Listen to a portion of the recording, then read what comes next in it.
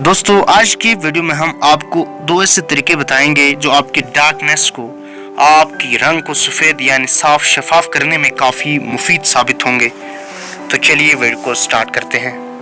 Subscribe करें Qureshi pick captain official को और बेल आइकन को दबाएं लेटेस्ट वीडियो सबसे पहले देखने के लिए।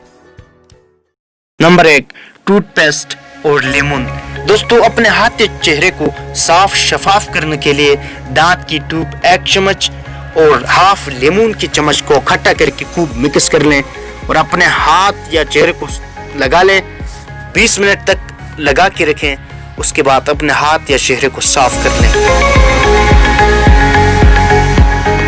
नंबर 2, दांत की ट्यूब और टमाटर।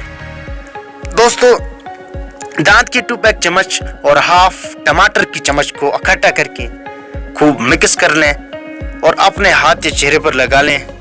20 मिनट तक लगा के रखें। उसके बाद अपने हाथ या चेहरे को साफ कर लें। दोस्तों ये तरीके आपने एक ही दिन में करना है और हफ्ते में 3 बार लाजमी कर लें, जो कि आपके रंग को साफ शफाफ करने में बेहद नुमायां साबित होगा।